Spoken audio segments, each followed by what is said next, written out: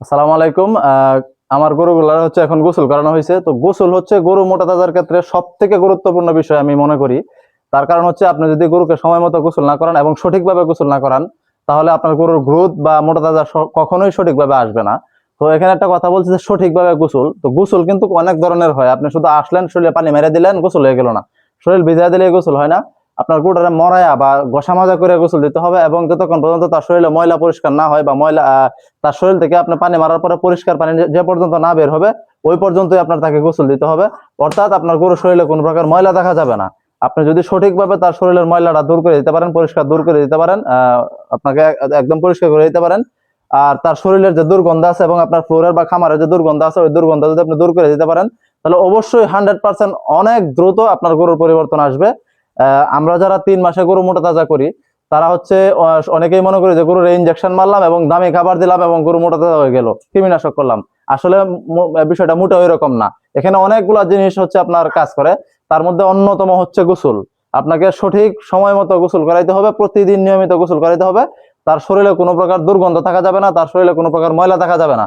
আপনি যখন গরুকে, আপনি একটা জিনিস খেয়াল করবেন যারা খামারি আছেন, আপনি যখন গরুকে গোসল করাবেন, গোসল করানোর পরে কিন্তু তার খাবারের আগ্রহ আসে। তো আপনি যখন তারে ভালো করে পরিষ্কার করে গোসল দিবেন, তার শরীরে কোনো প্রকার ময়লা থাকবে না, দুর্গন্ধ থাকবে না এবং ফ্লোরে কোনো প্রকার ময়লা বা দুর্গন্ধ থাকবে না, তখন আপনি খড় দেন, দানাদার দেন, আর যাই দেন না কেন, সে কিন্তু অনেক ভালোভাবে খায়, খুব সুন্দরভাবে খায়। তো এই যে আপনার মন ভৈরা খাওয়া বা প্রাণ ভৈরা খাওয়া, এটার মধ্যে কিন্তু একটা তৃপ্তি আছে। যে সে যখন এই তৃপ্তিটা পাবে, তখন কিন্তু তার শরীরের যে অঙ্গ প্রত্যঙ্গ, তার শরীরের যে আপনার বিভিন্ন ইয়াগুলা আছে, ওগুলা খুব ভালোভাবে কাজ করবে। যখন কাজ করবে, ঠিক তখনই সে ভালো স্বাস্থ্যের অধিকারী হবে। আর তাছাড়া হচ্ছে আপনি গোসল দেওয়ার পরে, খাবার দেওয়ার পরে, গোসল দেওয়ার পরে কিন্তু দুপুরবেলা দেখবেন যে তার ভালো একটা দুর্দান্ত একটা ঘুম হয়। খামারে যারা আছেন তারা খুব ভালো করে জানেন যে খামারে আসলে দেখা যায় যে গরু শীতে পড়ে রয়েছে, মারা গেছে। আসলে বিষয়টা এরকম না, তারা রিল্যাক্সে ঘুম দেয়। তো এই এই কাজটা কিন্তু হয় আপনার নিয়মিত ভালো গোসলের মাধ্যমে। তো অবশ্যই অল টাইম হচ্ছে সুন্দরভাবে আপনার গরু গোসল করানোর চেষ্টা করবেন। আর তাছাড়া যেভাবে পরিচর্যা করবেন, আমরা যেভাবে পরিচর্যা করি, সকালে হচ্ছে গরুকে ঘুম থেকে উঠে গোয়াল পরিষ্কার করে খড় দেই, খড় দেওয়ার পরে 8টার মধ্যে দানাদার দেই, 8টার মধ্যে দানাদার শেষ করে হচ্ছে আবার আরেকটু হালকা পরিমাণে খড় দেই।